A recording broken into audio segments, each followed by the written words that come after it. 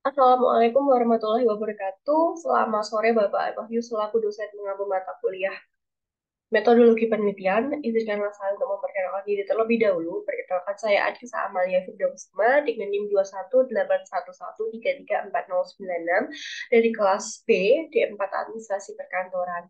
Fakultas Vokasi Angkatan 2021. Nah, pada kesempatan kali ini saya akan mempresentasikan hasil dari kerangka bab 1 yang mana telah saya buat guna memenuhi nilai UTS atau ujian tingkat semester mata kuliah metodologi penelitian. Nah, pada kesempatan kali ini saya akan membawakan sebuah judul yakni pengaruh penerapan kecerdasan buatan atau AI terhadap kinerja dan produktivitas humas perusahaan.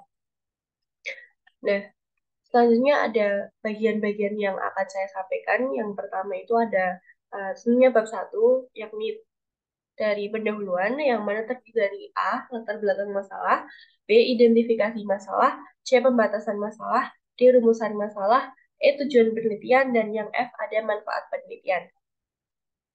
Oke, ya melangkah ke latar belakang masalah dari judul yang saya bawa. Ringkasnya adalah efek dari adanya percepatan perkembangan teknologi berupa munculnya kecerdasan buatan atau AI telah dirasakan oleh seluruh manusia termasuk ke dalamnya cara kerja humas sebuah organisasi atau perusahaan. Kinerja dan produktivitas humas sebuah perusahaan turut menjadi perhatian atas dampak dari AI ini.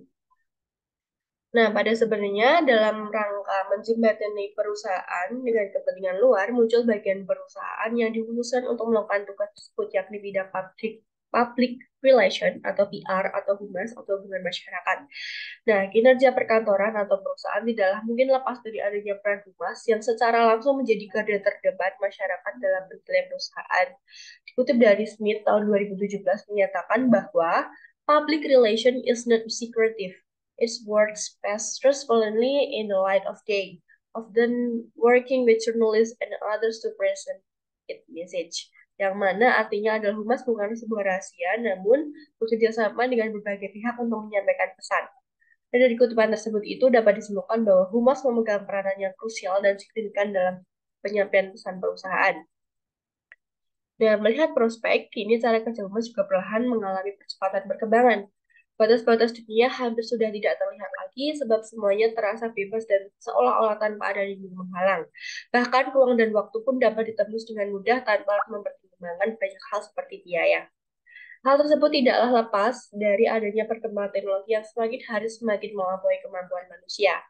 Efek dari percepatan perkembangan teknologi tersebut telah dirasakan oleh seluruh manusia, termasuk ke dalamnya cara kerja ubah sebuah organisasi atau perusahaan.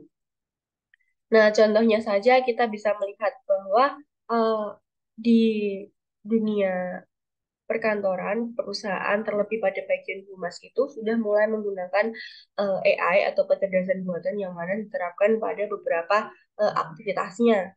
Seperti misalnya pada sesi meeting dengan eksternal yang mana bisa dilakukan dengan konferensi calls atau konferensi video yang mana bisa menghubungkan antara satu orang dan orang lain namun tetap berada di satu tempat, tidak ikut berpindah tempat atau tidak mengikuti uh, tempat yang ditentukan. Bisa saja masih tetap di kantor kita masing-masing, namun tetap terjalin komunikasi antara perusahaan-perusahaan.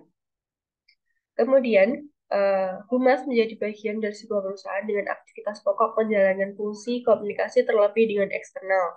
Dengan adanya teknologi komunikasi oleh humas pun turut mengalami perkembangan dengan tercetusnya kecerdasan buatan atau AI tadi. Nah, sebagian orang tuh menganggap bahwa AI sebagai ancaman, namun juga bisa sebagai hal yang menguntungkan. Mengapa disebut ancaman? Bahwa sebagian orang itu berpikir bahwa AI atau kecerdasan buatan itu dapat memangkas habis peran manusia terkhusus di bidang humas.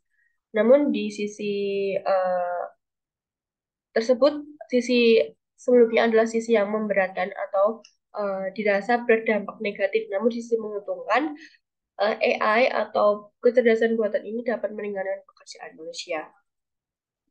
Nah, kecerdasan buatan berkembang bersama dengan adanya sistem robotisasi, yang mana sudah mulai merambah ke seluruh bidang, termasuk ke dalamnya bidang-bidang humas, yang mana kini sudah muncul juga adanya pembuat berita otomatis yang mana sudah pernah diterapkan pada Beritagar, kemudian New York Times dan Washington Post, yang mana dikutip dari Pribadi 2011 maksud saya.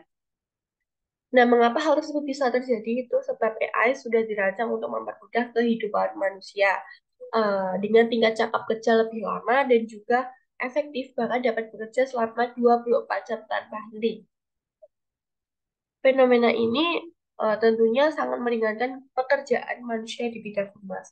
Namun dari adanya dampak-dampak tadi tentunya perlu di garis bawahi dan perlu timbul pemikiran bahwa apakah kinerja humas dan juga produktivitas humas itu masih sama antara sebelum dan pasca diterapkannya AI ini di dunia kehumasan. Nah, berdasarkan dari latar belakang yang disampaikan tadi, perlu bagi perusahaan untuk dapat mengetahui bagaimana kinerja dan produktivitas humas pasca diterapkannya teknologi berbasis kecerdasan buatan atau AI. Hal itulah yang menjadi dasar dalam penulisan tugas akhir dan penelitian ini untuk mengkaji lebih dalam tentang pengaruh penerapan kecerdasan buatan atau AI terhadap kinerja dan produktivitas humas perusahaan. Next, kita bisa lanjut ke identifikasi masalah. Dari latar belakang yang sudah dipaparkan, maka timbul beberapa identifikasi masalah. Yang pertama itu ada humas berpotensi untuk menggantikan sepenuhnya oleh adanya kecerdasan buatan atau AI. Yang kedua ada menurunnya kinerja humas dalam berkomunikasi dengan klien eksternal perusahaan dan berpotensi digantikan oleh AI. Yang terakhir ada menurunnya hasil produktivitas humas dalam hal komunikasi dan klien perusahaan eksternal perusahaan dan terjadi kemungkinan untuk dipangkas habis berat humas oleh AI. Selanjutnya ada pembatasan masalah, yang mana pada penelitian ini dibatasi pada dampak penerapan AI terhadap kinerja dan produktivitas humas dalam menjalankan fungsi komunikasi dengan klien eksternal perusahaan. Dari adanya latar belakang masalah, identifikasi masalah, dan pembatasan masalah, timbul adanya tiga rumusan masalah. Yang pertama ada apakah dampak atau pengaruh penerapan kecerdasan buatan AI terhadap kinerja humas perusahaan dalam berkomunikasi dengan eksternal perusahaan. Yang kedua ada apakah dampak atau pengaruh penerapan kecerdasan buatan atau AI terhadap produktivitas humas perusahaan. Dan yang ketiga ada bagaimana peran humas secara keseluruhan pasca diterapkannya kecerdasan buatan atau AI pada perusahaan. Nah, tujuan dari penelitian ini ada tiga juga. Yang pertama itu ada mengetahui dampak atau pengaruh dari penerapan kecerdasan buatan atau AI terhadap kinerja humas perusahaan dalam berkomunikasi dengan eksternal perusahaan. Dan yang kedua, ada mengetahui dampak atau pengaruh dari penerapan kecerdasan buatan atau AI terhadap produktivitas humas. Dan yang terakhir, ada mengetahui peran humas secara keseluruhan setelah diterapkannya kecerdasan buatan atau AI pada perusahaan. Setelah adanya beberapa hal sebelumnya, kini timbul dari manfaat penelitian. Dari manfaat penelitian dibedakan menjadi dua. Yang pertama ada manfaat secara teoritis dan juga manfaat secara praktis.